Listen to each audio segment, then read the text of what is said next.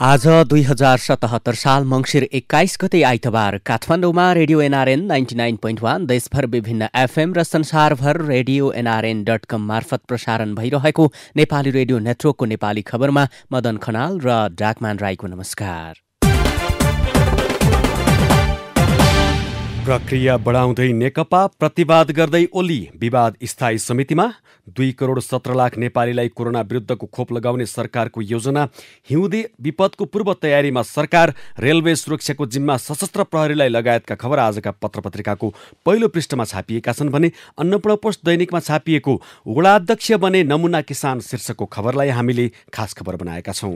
दिनभर जनताको काममा व्यस्त हुने ललित घलान साँझ बिहान बारी बजार र स्थानीयको घरमा भेटिन्छन्। 3 वर्ष अघि वडा अध्यक्ष निर्वाचनमा मत माग्न घर दैलो गरेका उनी अहिले तिनै स्थानीयको घर घरमा सयपत्री फूल बेच्दै हिँडेको देखिन्छ।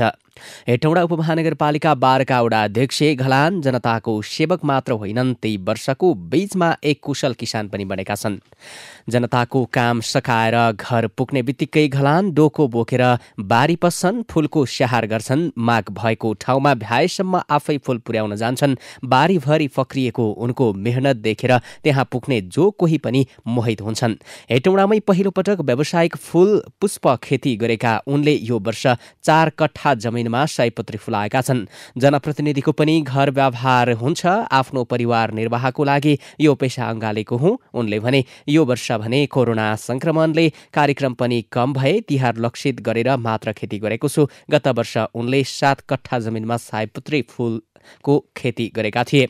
कोदो मकै लगाउँदा खान मात्र पुग्ने भएकाले पुष्प व्यवसाय सुरु गरेको हुँ उनले थपे। अन्य किसानलाई पनि यो खेतीतर्फ प्रोत्साहन गरिरहेको छु। गाउँमा 5 जना किसानले पनि मसँगै सिकेर खेती गर्नुभएको छ। बागमती प्रदेशको राजधानी हेटौँडामा हुने प्राय प्रदेश स्तरीय कार्यक्रम, विभिन्न सहकारी तथा सङ्घ संस्थाको कार्यक्रमका लागि उनी सयपत्रीको माला उपलब्ध गराउँथे। गत चैतपछि कोरोना संक्रमण त्रासका कारण सार्वजनिक कार्यक्रम कम भएपछि भने उनको व्यवसायमा केही असर परेको छ। तर पनि फाटफुट व्यापार भइरहेको छ। यो वर्ष करिब 3 लाख रुपैयाँको सयपत्री फूल बिक्री हुने अनुमान गरेको छु घलानले भने। वर्षभरि नै फूल बिक्री हुने र सिँचाइको व्यवस्था गर्न सके धेरै उत्पादन दिने भएकाले अन्य खेतीभन्दा पुष्प खेतीमा राम्रो आम्दानी रहेको घलानको भनाइ छ।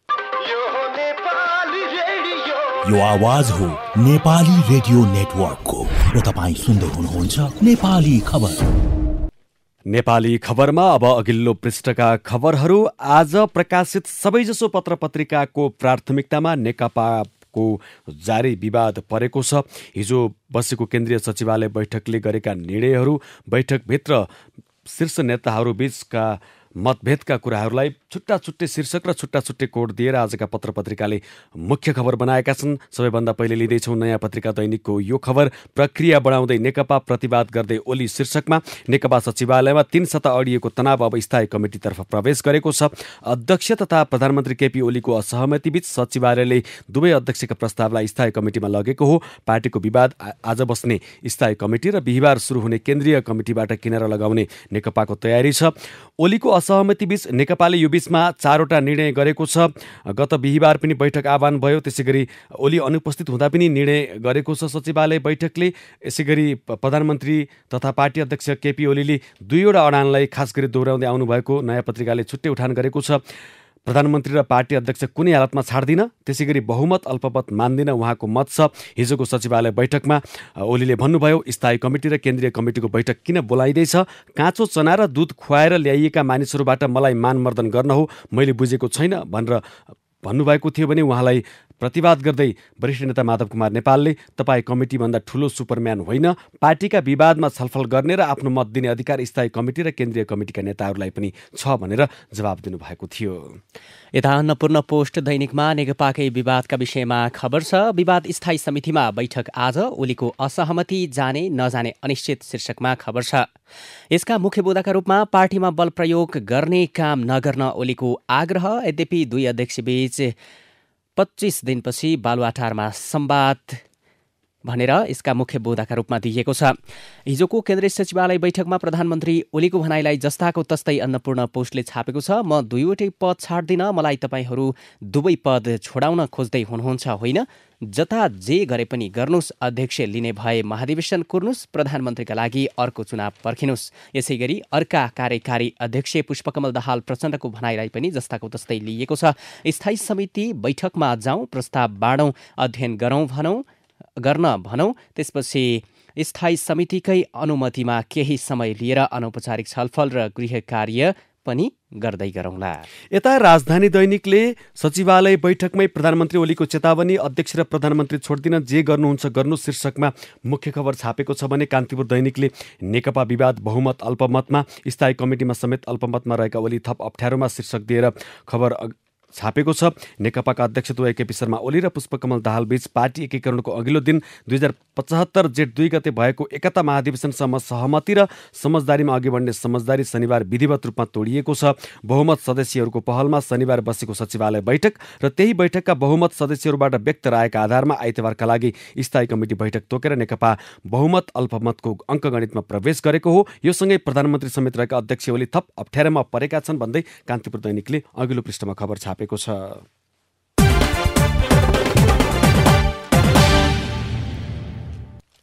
कोरोना महामारी रोक्न नेपालमा 60 देखि 70% मानिसले संक्रमण विरुद्धको खोप लगाउनु पर्ने विज्ञहरूले बताएका छन्। विश्व स्वास्थ्य संगठन WHOले कोरोना विरुद्धको खोप विकास नभएसम्म सामाजिक दूरी कायम राखी मास्क लगाउने, साबुन पानीले हात धुने, हावा ओहोर दोहोर हुने ठाउँमा बस्ने लगायतका जनस्वास्थ्यका उपाय अपनाउन सुझाव दिँदै आएको छ। त्यस्ता जनस्वास्थ्य उपाय बिनै महामारी रोक्न न्यूनतम 90% प्रभावकारी खोप 60 देखि 70% लाई लगाउनुपर्छ। कोभिड खोप सल्लाहकार समितिका संयोजक तथा बाल स्वास्थ्य महाशाखा पूर्व निर्देशक डाक्टर श्यामराज उप्रेतीले भने, तर खोपले गर्दा आम व्यक्तिको शरीरमा उत्पन्न हुने संक्रमण विरुद्धको रोग प्रतिरोधात्मक क्षमता कति समयसम्म रहन्छ त्यो अहिले भन्न सकिँदैन। नेपालमा 70%ले खोप लगाए पनि करिब 2 करोड 10 लाख जनाले यो सुविधा पाउने सरकारले जनाएको छ। 60 देखि 70% लाई खोप लगाउनुपर्छ, कान्तिपुर दैनिकमा खबर छ। यता आजको राजधानी दैनिकले पनि खोप लगाउने तीव्र तयारी, 2 करोड 17 लाख नेपालीलाई कोरोना विरुद्धको भ्याक्सिन शीर्षकमा मुख्य खबर छापेको छ। कोरोना भाइरस विरुद्धको भ्याक्सिन परीक्षण सफल हुनासाथ 2 करोड 17 लाख नेपाली नागरिकलाई उपलब्ध गराउने योजनासहित सरकारले तयारी थालेको हो। प्राथमिकता र जोखिमका आधारमा भ्याक्सिन दिइने स्वास्थ्य तथा जनसङ्ख्या मन्त्रालयको योजना छ। केन्द्रीय तथ्याङ्क विभागका अनुसार नेपालको कुल जनसङ्ख्या 3 करोड 1,69,419 छ, जसमध्ये 2 करोड 17 लाख 21,981 जनालाई कोरोना विरुद्धको भ्याक्सिन लगाउने स्वास्थ्य तथा जनसङ्ख्या मन्त्रालयको तयारी छ।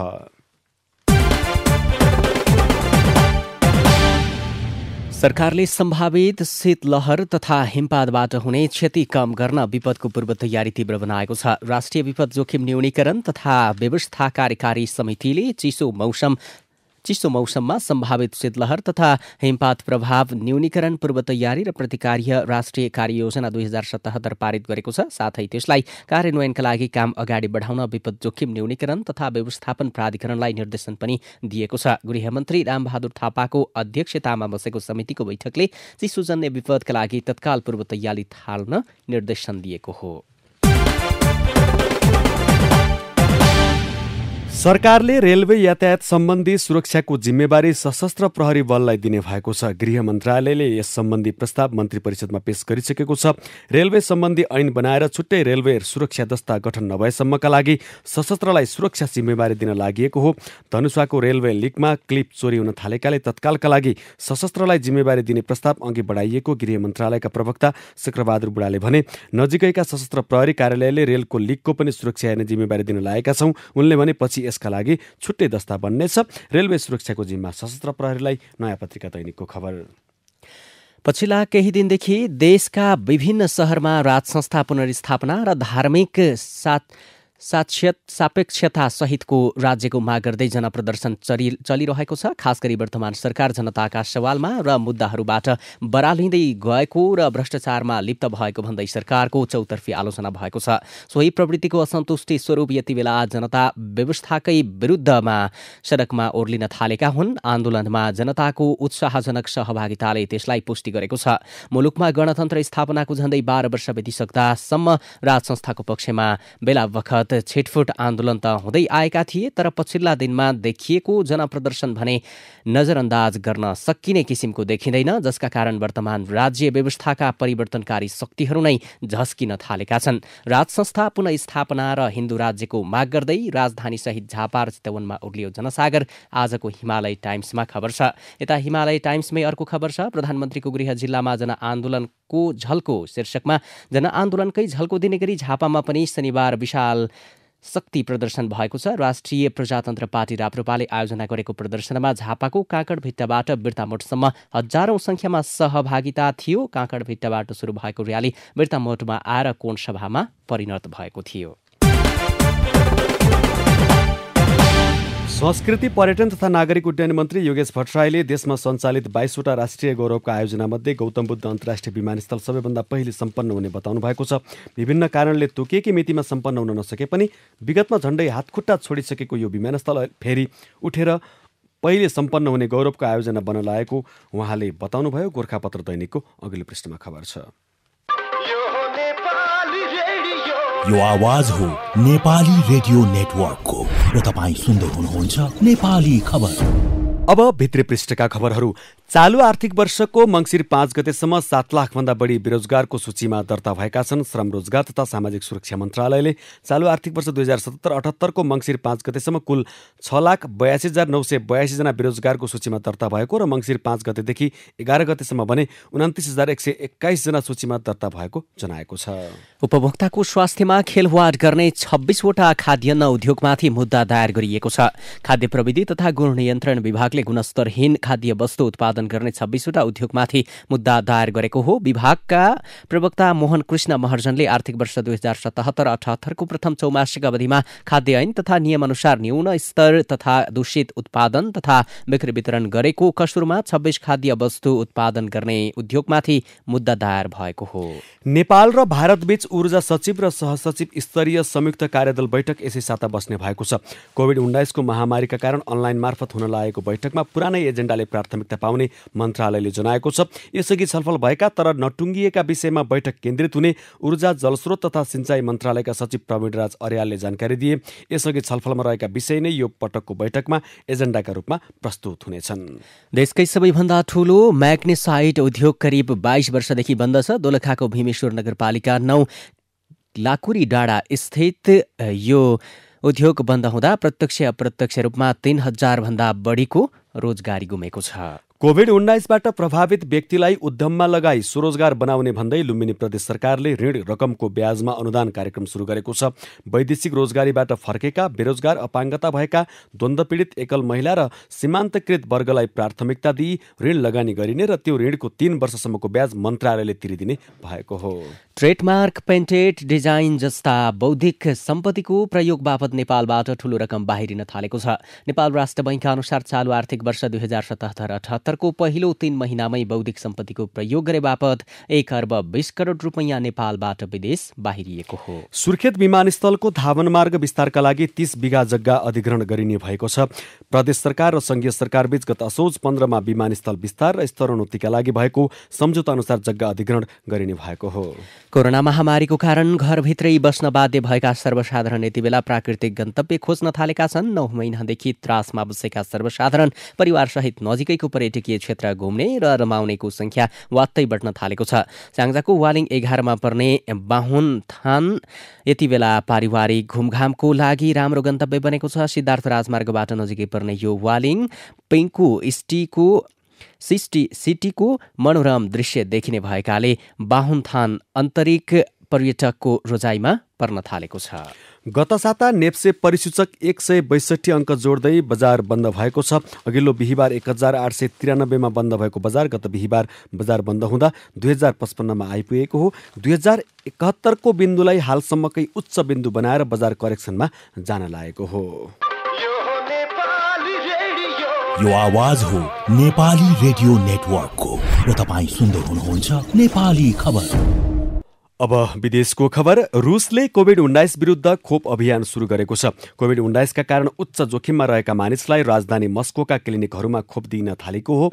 रुसमा निर्मित स्पुत्निक 5 खोप गत अगस्तमा दर्ता गरिएको हो। खोपको विकासमा संलग्न वैज्ञानिकहरूले उक्त खोप 95% प्रभावकारी रहेको तथा यसको प्रयोगबाट कुनै उल्लेख्य नकारात्मक प्रभाव नदेखिएको बताएका छन्। अब खेल खबर। राष्ट्रिय खेलकुद परिषद राखेपले 9औं राष्ट्रिय खेलकुद निर्धारित समयमै हुने नहुने बारे यसै हप्ता निर्णय लिने भएको छ। निर्धारित समयअनुसार 9औं राष्ट्रिय खेलकुद प्रतियोगिता गण्डकी प्रदेशमा फागुन 21 देखि 28 गतेसम्म हुने तय थियो, तर कोरोना भाइरस कोभिड-19 को महामारीका कारण उक्त समयमा राष्ट्रिय खेलकुद हुनेमा आशंका उब्जिएको छ। राखेपका प्रवक्ता कुलबहादुर थापाले यसै हप्ता विभिन्न सङ्घ संस्थाको छलफल पश्चात मितिबारे टुङ्गो लाग्ने जानकारी दिए। अब एउटा कला सम्बन्धी प्रसङ्ग। यस वर्षको मिस नेपालको उपाधि 23 वर्षीय नम्रता श्रेष्ठले जितेकी छिन्। राजधानीमा शनिबार सम्पन्न ग्रान्ड फिनालेमा 20 प्रतिस्पर्धीलाई पछि पार्दै उनले मिस नेपाल वर्ल्डको उपाधि जितेकी हुन्।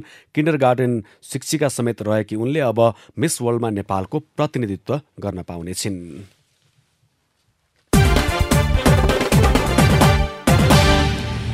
नेपाली रेडियो नेटवर्कको नेपाली खबरमा अब विचार विश्लेषणको पालो। के राजतन्त्र फर्किन्छ शीर्षकमा कान्तिपुर दैनिकमा कृष्ण खनालको विचार छापिएको छ। यसैलाई हामी पहिलो विचार विश्लेषणका रूपमा लिँदैछौँ। जहाँसम्म संवैधानिक दुर्घटनाको सवाल छ त्यो राजावादीका कारण होइन, सत्तारूढ नेकपाबाटै हुने सम्भावना बढी छ। दल विभाजन सम्बन्धी अध्यादेश र राष्ट्रपतिको गलत शाखले त्यो देखाइसकेको पनि छ। एकातिर सरकार आफ्नो असक्षमताबाट ग्रस्त छ भने अर्कोतर्फ आन्तरिक द्वन्द्वले पार्टी हल नचलको अवस्थामा पुगेको छ। लोकतन्त्रमा खेलका नियम राज्य सत्तामा मात्र होइन, पार्टीमा पनि उत्तिकै आवश्यक छन्। संसदीय प्रणालीमा पार्टीभित्र सत्ता चलखेलको ठाउँ बढी हुन्छ। सरकारी तहमा खेलका धेरैजसो नियम संविधानले नै निर्धारण गरेको हुन्छ। पार्टीमा हकमा हुने भने सम्बन्धित दल र त्यसको नेतृत्व पंक्तिमा बस्नेले निर्धारण गर्न सक्नुपर्छ। त्यो गर्न नसक्दा सत्तामा जाने कुरामा हाम्रा साना ठूला सबै पार्टी विभाजित भएको जाता इतिहास छ। जब बहुमतमा भएको पार्टी र सरकार विपक्षीसँग मिलेर आन्तरिक प्रतिस्पर्धा र चुनौतीको सामना गर्न लाग्छ, असफलताभन्दा बढी केही हात लाग्दैन। 2048 सालपछि नेपाली कांग्रेस त्यसैको शिकार भयो। आज नेकपा हुँदैछ कि जान्दैनन् प्रधानमन्त्री आफ्नै पार्टीको संसदीय दलमा मलाई विश्वासको मत देऊ भन्न। संकटमा उनको आड भरोसाको ठाउँ त्यही हो, अर्को संसद हो। यी मध्ये कुनैबाट पनि विश्वासको मत लिनु प्रधानमन्त्री ओलीका लागि अनिवार्य भइसकेको छ। अन्यथा उनले छाड्नुपर्छ। प्रधानमन्त्रीको नेतृत्वमाथि प्रश्न उठेपछि संसदीय प्रणालीमा पालना गर्नुपर्ने खेलको नियम यही हो। अर्को बाटोले राजनैतिक दुर्घटना निम्त्याउँछ। यता आजको नयाँ पत्रिका दैनिकमा नेकपाका केन्द्रीय सदस्य लेखनाथ न्यौपानेको विचार छापिएको छ। सत्ता एरोगेन्टको दुष्चक्रमा नेकपा शीर्षकमा न्यौपाने अगाडि लेख्नुहुन्छ, अबको नेकपाको अन्तिम र एकमात्र विकल्प स्वीकारको संस्कृतिमा प्रवेश गरेर सबै सच्याउने र पार्टीको संस्थागत निर्णयमा सबै नेता कार्यकर्ता चल्ने विधिलाई बलियो बनाउने हो। पार्टी कमिटी र निर्णयभन्दा माथि कोही हुन सक्दैन, किनभने पार्टी स्थायी साधन हो भने सरकार र कार्यविभाजन अस्थायी वा आवधिक जिम्मा हो। कसैलाई आफू पार्टीभन्दा माथि भएको बुझाइ वा अपेक्षा हो भने त्यो जमिनदारी प्रथा हुन्छ। जुन नामकै भए पनि कम्युनिस्ट पार्टीमा केमा अर्थ सम्भव छैन। सरकारले गरेका राम्रा कामहरूले पार्टीका नेता कार्यकर्ता र मतदाता जनतालाई समेत बलशाली र उत्साहित बनाउँछ। त्यसैगरी नराम्रा वा गलत निर्णय र कामले प्रधानमन्त्री र मन्त्रीको मात्र आलोचना हुँदैन कि पार्टीको लोकप्रियतामा पनि ह्रास आउँछ। सरकारमा नगएका नेता कार्यकर्ता र भोट हालेका जनतालाई समेत आलोचना र गाली हुन्छ। यस्ता नकारात्मक कामका श्रृङ्खलाले वाम आन्दोलनलाई नै बदनाम गराउँछ। यस विषयलाई सबैले मुख्यतः तिनै तहको सरकारमा जाने पार्टी नेताहरूले बुझ्नुपर्छ र पार्टीको नीतिगत निर्देशनमा सरकार चलाउनु पर्दछ। कम्मर कस्ने पालो कांग्रेसको अन्नपूर्ण पोस्टमा सुरेन्द्र केसीको विचार छापिएको छ। वर्तमानको जस्तो शक्तिशाली तर भ्रष्ट सरकार सम्भवतः नेपालको इतिहासमा कहिल्यै थिएन र नहोला पनि। सम्पूर्ण जनता यसप्रति जानकार त थिए नै। हालै ट्रान्सपरेन्सी इन्टरनेसनलले प्रकाशित गरेको प्रतिवेदनबाट झन प्रष्ट भयो। एक त वामपन्थी सरकार भएको नेताले वैदेशिक सहयोग घट्दैछ, त्यसमाथि पनि केही आएका विदेशी सहयोग र प्राप्त ऋणबाट सञ्चालित योजनामै व्यापक भ्रष्टाचार हुँदा के हामीले पुनः त्यस प्रकारको सहयोग पाउन सकौँला? व्यक्ति गलत हुँदा व्यवस्थाप्रति नै अनास्था फैलिने त्रास हुन्छ। त्यसकारण पार्टीमा कुनै पदमा हुँदा र सरकारको नेतृत्व गर्दा त्यो व्यक्ति नेता नहुँदो रहेछ भन्ने प्रश्न भएको छ। प्राविधिक कारणले कसैले कुनै पद प्राप्त गर्दैमा त्यो कदापि नेता हुँदो रहेनछ भन्ने इतिहास साक्षी छ। एकपटक फेरि आन्तरिक विवादबाट मुक्त भई नेपाली कांग्रेसले लोकतान्त्रिक गणतन्त्र स्थायित्वका लागि कम्मर कस्ने बेला आयो। देशमा कोही पनि पक्ष प्रतिपक्ष र विपक्ष नहुने आन्दोलनको नेतृत्व गर्नुपर्ने बेला आएको छ। करिब 2/3 सरकार भए पनि अस्थिर भयो। विगतमा झैँ वामपन्थी शक्तिलाई विश्वासमा लिएर सरकारको नेतृत्व लिन आँट्नु पर्यो। संविधान संशोधन गर्दै प्रतिशतका आधारमा सबै पार्टीलाई सरकारमा सामेल गर्दा त्यो नै स्थायी सरकार र लोकतान्त्रिक गणतन्त्रको मर्म र कुनै राजनैतिक दललाई पनि भेदभाव नगरेको ठहर छ। यता आजको अन्नपूर्ण पोस्टमा नेपाली कांग्रेसकी नेत्री डाक्टर ढिला सङ्ग्रौला जनअभिमतको अपमान शीर्षकमा आफ्नो मत लेख्नुहुन्छ। जनताको आवाज बुलन्द पार्ने थलो संसद हो, तर सरकारको ध्यान घर झगडामा मात्र केन्द्रित हुँदा जनता टुहुरा भएका छन्। नेकपा पार्टी र सरकारको आन्तरिक किचलोले हठात संघीय संसद बन्द गरिएको पनि 5 महिना पुग्न लागेको छ। यही मौकाको फाइदा उठाई सरकार स्वेच्छाचारी रूपले जनताप्रति जवाबदेही नभई लोकतान्त्रिक प्रक्रियालाई कुल्ची निरङ्कुशताको बाटोमा अग्रसर हुन पुगेको छ। कोरोना महामारी कुशासनद्वारा आक्रान्त आम नागरिकको आवाजलाई संसदमा बुलन्द पारी सरकारलाई दबाब दिन तत्काल हिउँदे अधिवेशन आह्वान गरिनुपर्छ। पीडाबोध गरिरहेका जनतालाई अभिभावकत्व दिनुपर्ने र सरकारलाई खबरदारी गर्नुपर्ने प्रमुख प्रतिपक्ष दल नेपाली कांग्रेसले मौनता साधेको छ। यसैको फाइदा उठाउन अर्कातिर दक्षिणपन्थी शक्तिहरू फेरि सलबलाउन थालेका छन्। गणतन्त्रको स्थापनाका लागि एउटै रथमा बसेर सङ्घर्षमा होमिएका राजनीतिक शक्तिका बीचमा जब जब विचलन देखा पर्छ तब दक्षिणपन्थी शक्तिहरू सलबलाउँदै लोकतान्त्रिक व्यवस्था फेल भएको जनतामा भ्रम मात्र छर्दैनन्, हाबी हुन पनि सक्नेछन्। यस अवस्थामा प्रमुख राजनीतिक दल नेकपाको आन्तरिक कलह र नेपाली कांग्रेसको प्रतिपक्षी मौनता अन्त्य हुनुपर्छ। हवस् त अहिलेको नेपाली खबर यति नै। नेपाली रेडियो नेटवर्कमा यसपछि पत्रकार ऋषि धमलाको साथमा नेपाली बहस सुन्न सक्नुहुनेछ। नेपाली रेडियो नेटवर्क सुन्दै गर्नुहोला। नमस्कार।